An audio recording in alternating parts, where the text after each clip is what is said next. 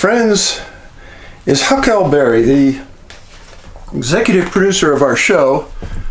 Yes, that's her picture. She loves me showing that. But that's Huck, and she is about as white as you could ever imagine right now because she just got all cleaned up. Yeah, she's all happy, huh? Yeah. She was really uncomfortable when we have a full double set of fur here and coat when she's in the house. Too warm. But now she's all happy. Now when she goes outside, she's actually a little cold, so she's all good now. She's happy. And remember, Missing 411 Cruise is coming up September, and we've got a pristine lineup for you. And remember, these people will be walking around the ship. You can talk to us. I get stopped 10 times a day and I talk, and that's part of the job of being there. And you can go to Amazon right now and watch this movie, Missing 411 National Parks. It's one of the biggest movies I've ever made and probably one of the most important ones. And there is some twists and turns in the road that you will not believe. Trust me. Get over there and watch it. Missing 411 National Parks. It's on iTunes or Amazon for right now. Thanks for being here, folks. I greatly appreciate it. Today, I got this card. I want you to look at it. Look at that. Looks like Huck, doesn't it?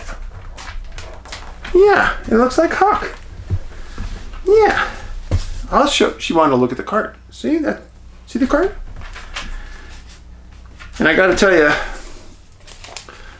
comfort and healing to you. Good thing you get to bring your best friend along. They are not dead who live in the hearts that they leave behind. Sincerely, Marie and Linda. Thank you for that very cool card. Huck goes, that's a pretty cool card. I've never seen one like that. Yeah? Whatever they put on that card, Huck likes the smell of it. She's woofing that up, huh? What is that? You like that, huh? Yeah. Those are your friends. The poster next to me, you can have that. You can get it on our website, missing411.com. I'll sign everyone going out the door. How's that? And you can get our Missing 411 hat just in time for spring and summer. And it's very, very lightweight, Port Authority. I only buy these kind of hats because they are lightweight. And I don't sweat like a bunch in them. That's why I like them. All right, so today we're going to continue down this path that we've been on before that deals with Michigan. I guess you could call it the Upper Michigan cluster. Not quite to the UP because we're down a little bit. But yeah, this area of Michigan is very intriguing to me. It always has been. But we're going to stay with it on at least this show, as have the previous several shows. Now in this one, we're going to talk about two people. The Blocks. B-L-O-C-K. John Sr., 57. I guess I should show you a picture of him. John Sr., 57, and his wife, Jean, 58. They had two boys, John Jr. and Michael. John Sr. here had been a pilot for 23 years and had logged 340 hours of flight time. He was a smart man. He was a fire chief for the automotive tank arsenal outside of Detroit. And they both went missing in that plane on July 4th, 1977. Now, the name Block, under a website called Lordship Titles, historical records track the name Block to 14th century Germany, and it was associated with German. And just as some notoriety, Herbert Bloch was someone who had that name that won a Pulitzer Prize. Bloch. So, the Blochs have been married for decades. And John had been a successful pilot, described as cautious. The plane he was flying, this is actually a picture of the plane, was a Cessna 150, two-seater, green and white with orange winglets. The plane was kept at an airport in Macomb, Michigan. I know a little bit about this plane. I actually took flying lessons. My dad made me do it because we had a plane. And I flew a 150, probably about 10 hours worth of flight time with an instructor. It's very slow, very safe, easy to fly. You're not going to be doing a lot of high-speed maneuvers in it, and it doesn't have a ton of power, but it gets the job done. So they left Macomb en route to northern part of Michigan, a place called Luzerne. It was about a 2-hour flight. They planned a family weekend up north. And at 11:10 a.m., John and Jean took off from Macomb en route to north part of Michigan. John had made this flight before with Jean to see their kids, knew the route. Friends said that he was the kind of pilot that liked to follow the highways. And that's actually pretty funny because I had been with my dad, flown with him hundreds of hours. And sometimes we would follow the highway.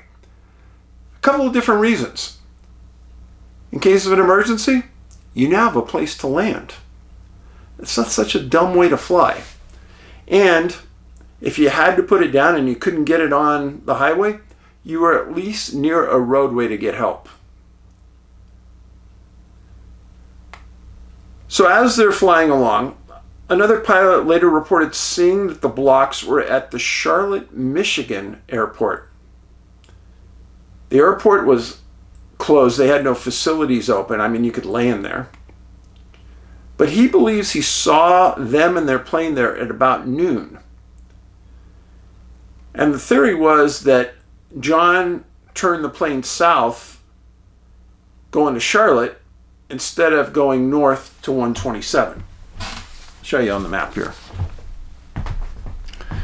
So they left from, not this airport, but they left from right in this area, followed the highway, and they come to this point, and he would normally turn and go north.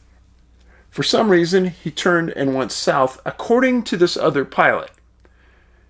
Now, he didn't write down the plane ID number or anything along those lines.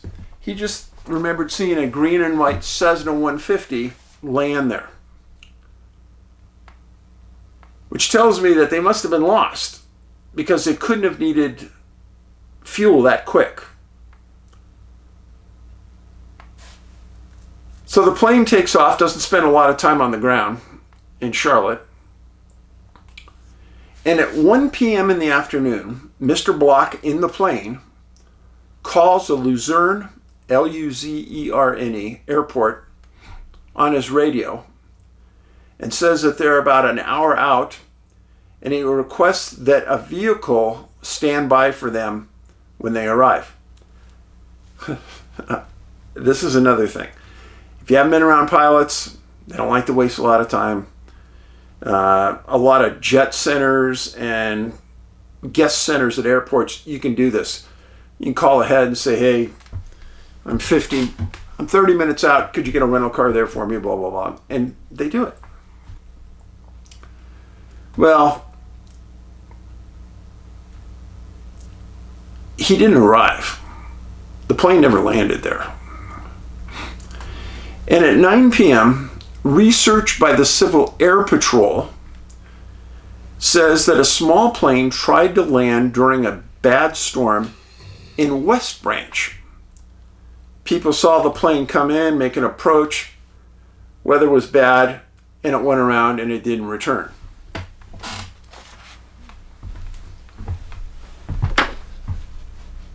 So you have Mr. Block leaving Charlotte, getting back on course, and going north.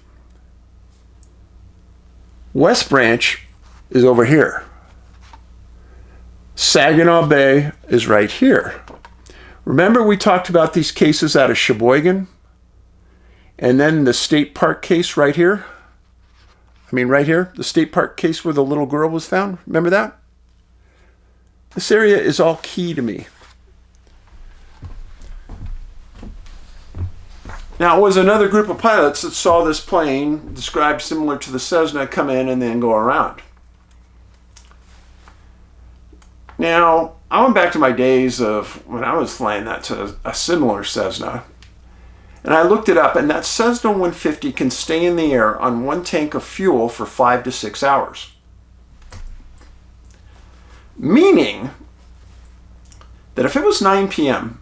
and he left at 11:40, there is no way the Blocks could have stayed in the air 9 hours. Yeah. That dog don't hunt. But there were no other reports coming in from anywhere in Michigan that that plane set down and refueled. Well, Dave, that doesn't make any sense. No, it doesn't. Hang with me. The report about the Civil Air Patrol saying a plane tried to land in West Branch came after weeks of research when the Blocks never arrived in Luzerne.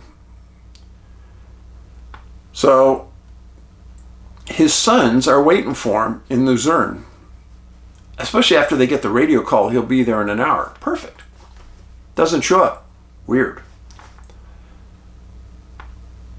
They go into the night. The next day, 24 hours later, the boys call in a missing person case on a missing aircraft. Now, his son, John Jr., is a detective for the Grand Traverse County Sheriff's Office in Traverse City. And his other son, Michael, was an insurance executive. Both men got their families together, went, reported him missing, and they immediately got turned over to the Civil Air Patrol. I spoke to you about the Civil Air Patrol before. One great organization. Why? Because there are people who own their own airplanes and volunteer their own time, their own gas, and their own wear and tear on that plane looking for lost people. Tremendous organization. After the young men, old men, medium men report their dad and mom missing, law enforcement got together and discussed the family and what kind of pilot the dad was. John Jr. said that his dad had told him many times that he wouldn't fly over water because putting a plane down on water would cause it to break up and sink, and he didn't think that was healthy. Why is this important?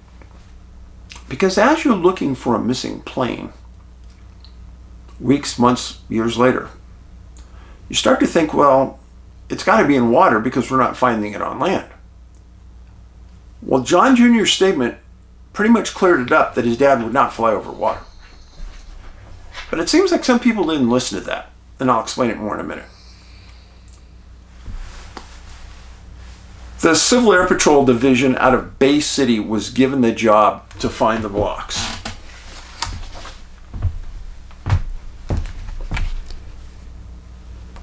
Bay City, right here. Right on Saginaw Bay.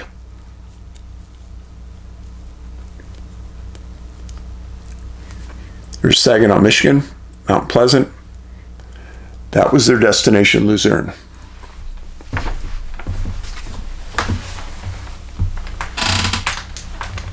Civil Air Patrol getting their act together. Everyone at this stage on July 5th, one day later, was very optimistic that both the parents were in good health. John, being a fire chief, knew advanced first aid, was generally a very cautious pilot. And they knew the plane had orange highlights on its wings, making it easier to see. But the search had one huge issue. Where do you look? Now, I'll stop there for a second. My dad's plane, single engine, was called Belenka, fast. And we flew to Mexico a bunch of times. We flew over some rugged terrain. But one thing that my dad had that these people did not have, my dad carried a personal locator in the plane. The kind of locators back then that you carried in planes would activate automatically by shock, impact, crash, sudden stop. And I remember him talking to me about it and said, hey, if we ever get down somewhere and I'm not around, you need to activate this if it doesn't go off, and they'll come find you. I remember the conversation distinctly. First time I ever heard about him. And I wish these people would have had one. They were around back then. Now remember, at 1 o'clock, John calls Luzerne saying he was an hour away. The question is, did he know where he was? And if he was only an hour away, that sure would cordon down the search area for search and rescue.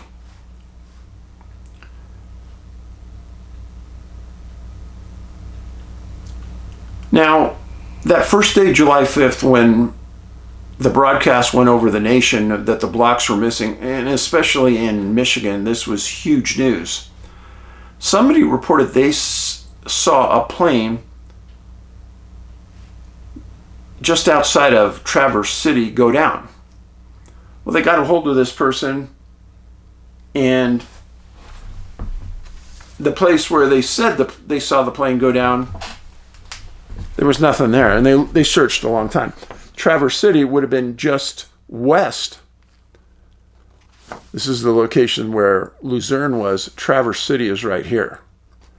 So, in the general ballpark, but no plane was seen going down there. I mean, no plane was found going down there.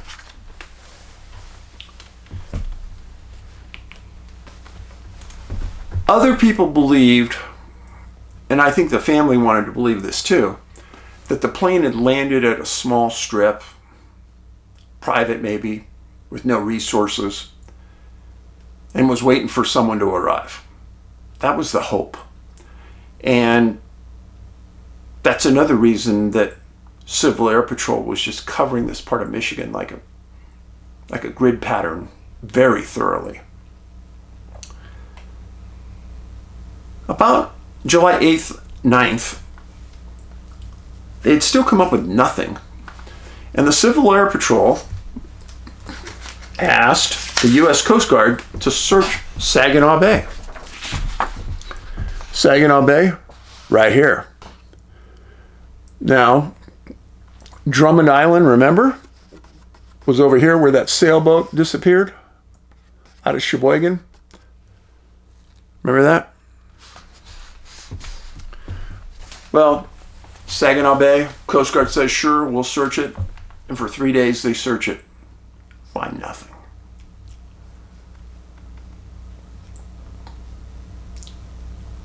When I heard that they asked the Coast Guard to search the bay, to me that was puzzling. Because you remember what John Sr. told John Jr. So why would they search it? The Civil Air Patrol had dozens of planes in the sky every day, starting on July 5th, going all the way through to July 19th. Now, in those Civil Air Patrol planes, there's always a pilot and one observer hopefully two, one on each side of the plane. Pilots flying, observers are looking.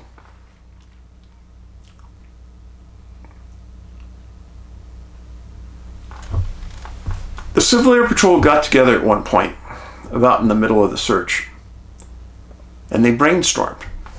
They said, now, let's put ourselves in Mr. Block's position. We can only think he must have been lost, but he had flown this route before. Which way would you go? What would you do? The formal search for the Blocks went over 14 days, in the air and on ground. They had no new intelligence. They had no idea where he might be. They were 100% confused. They didn't know where else to search. But in September of 1977, now they disappeared in July of 77, September, their son, Detective Block, was contacted. Now, you gotta love this. He's contacted by a psychic from Port Huron. Now, Saginaw Bay dumps into Huron Lake. So the psychic says to the detective that she'd been getting vibrations from the family and knew where they were. The psychic said that they were alive in Midland, Mount Pleasant area, and took out a map and showed him where to look. Now this did make some sense. So here's Midland, Mount Pleasant. Well, Civil Air Patrol search went out of Bay City, so they flew over this area every day going back and forth to the airport. And Mount Pleasant was on that direct route that he would have followed north following the highway.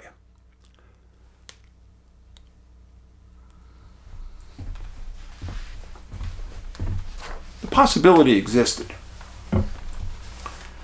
Well, after getting told that, the following weekend, John the detective gets family members together and friends, and they all go out to this area and they cover it by ground. Searched it thoroughly, they thought. They didn't find anything. So what they do is they put it out to the public and said, hey, as many of you that could come out, we're going to have the Civil Air Patrol fly the skies that weekend, and let's either clear it or find it. Well, again, 6 Civil Air Patrol planes come out. There's over 100 people helping. They find nothing. At about this time, all the searches were essentially over. Employees of John Sr., firefighters, were covering the flight path and putting out thousands of flyers along that way. Shops, gas stations, businesses. And the point was to educate people going into the outdoors. Ask them to keep their eyes open and maybe go that extra distance. If you had a slight clue, even just the slightest clue, that maybe there was a plane or something odd somewhere, go look. So those flyers were put out. Michael explained to the press that his dad had made this trip before, and he was confused about why he might have been confused. He did say that the weather wasn't good in certain spots along this route on July 4th, and the weather may have had some kind of impact on his dad being able to see the roads, which is why he maybe got turned around and went south instead of north originally. Now, John Sr. was not IFR rated, instrument flight rule, meaning he could fly in the clouds without seeing anything. Let me tell you, you want to get sick. So one instructor flight I had, he goes, hey Dave, let's go under the hood and just see how you do. I said, what? So they put a hood on your head and it comes down and it blocks everything except your vision of the instruments. You can't see where you're going. After about 30 minutes, I was so sick. The airplane's bouncing around. I can't see the horizon. I said, hey, I got to take this off or I'm going to puke all over this nice airplane. So they took it off. Anyhow, it's supposed to mimic flying in the clouds or in fog or something. Well, John wasn't ready to do that, and the thought was maybe he got into some bad weather and got lost. Okay. Remember, it was just supposed to be a short 2-hour trip. And John Sr. didn't file a flight plan, but his son knew and everyone knew the path he would have taken. Now, Civil Air Patrol was still involved in the search, and Captain Russell Smith of the Bay City Squadron was the organizing commander. He made a statement to the press that he thought that thick foliage in Michigan could be hampering the search. Maybe it's hiding the plane somehow. He said in his last interview, very confidently, when hunting season starts, they'll be found. That was the statement. Okay. And why is that? Because hunters go off trail. They follow game into areas that most people don't. I would almost believe that if I had heard it. 1 year after the Blocks disappear, the Block family was still searching for them. Hunting season produced nothing. Nothing. Not even a small fragment.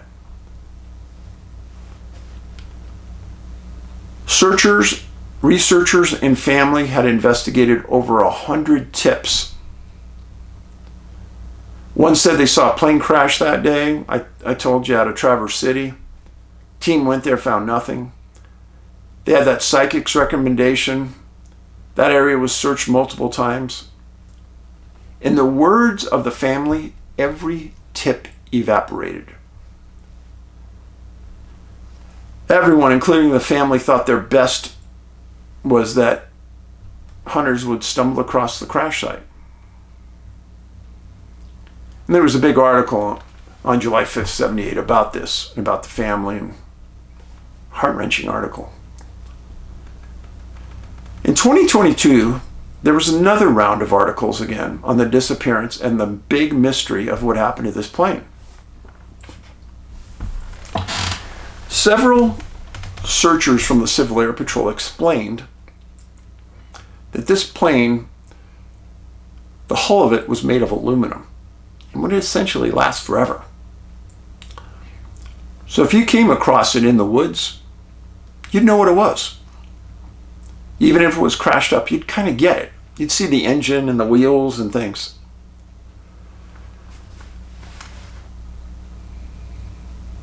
Again, the flight should have been slightly over 2 hours.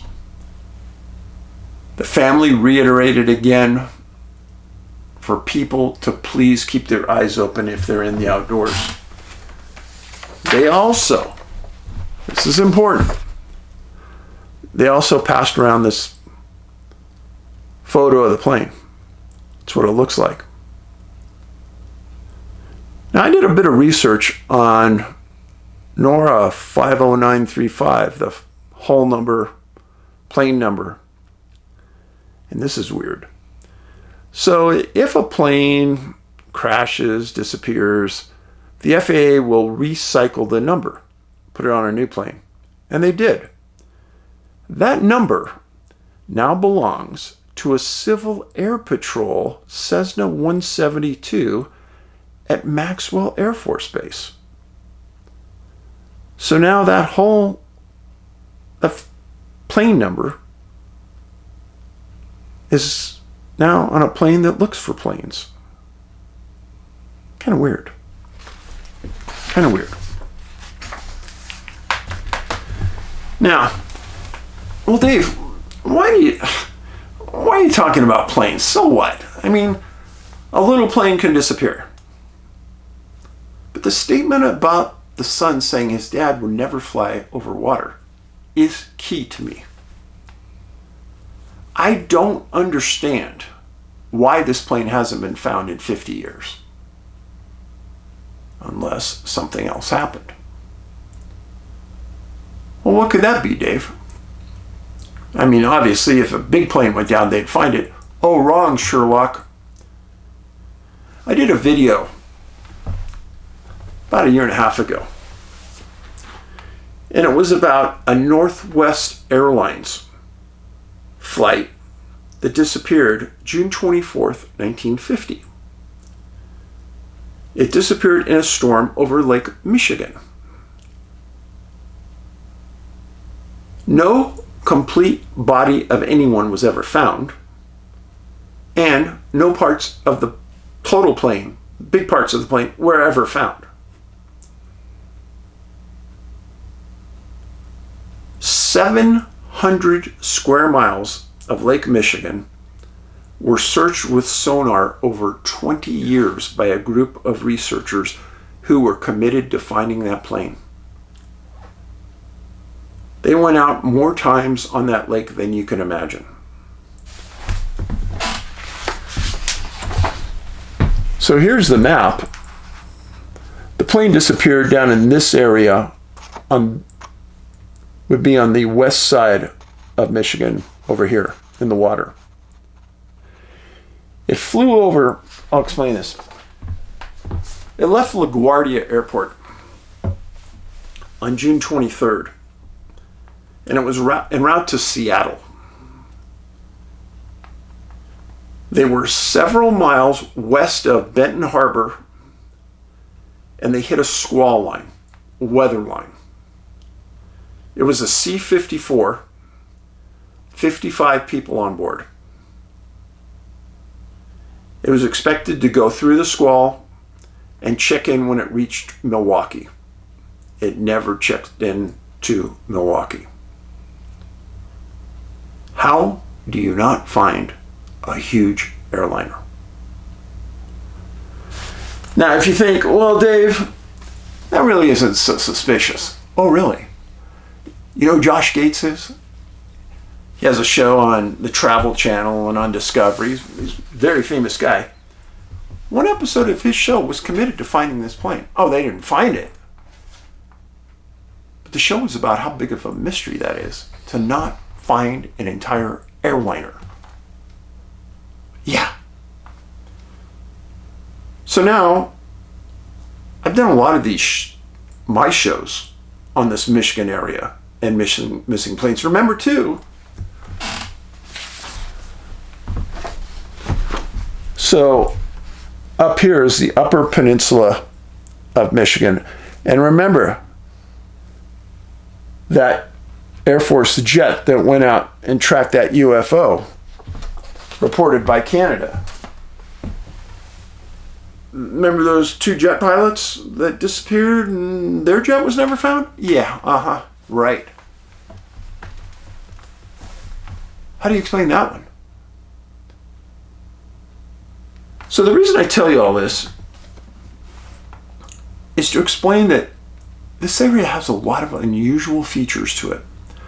I personally think it involves everything I've told you for the last 10 years. Water. Water is the key. Friends, thanks for being here. You are greatly appreciated. And if you know about a missing case from your area, please send me a note at missing411@yahoo.com. Easy. Missing411@yahoo.com. I can't know of all the disappearances in the world. It's impossible because a lot of these cases are only reported locally. Kindness. Kindness is key. We need more people spreading the word to be nice, be patient, smile. Don't take advantage of others if you can. Be good-hearted. And one thing I don't say enough, be kind to animals. Every day I come home, first thing I do is give Huck a big hug, big belly rub. Oh, and she knows it's coming too. Oh boy, here's Dad. Rolls over on her back. She knows. Anyhow, be safe, be kind. Watch my new movie on Amazon and iTunes. And you can watch all other Missing 411 movies on Tubi. Missing 411, Missing 411 The Hunted, Missing 411 The UFO Connection. They're free to watch on Tubi. Nothing. Take care of yourself. Be safe. Paulides out.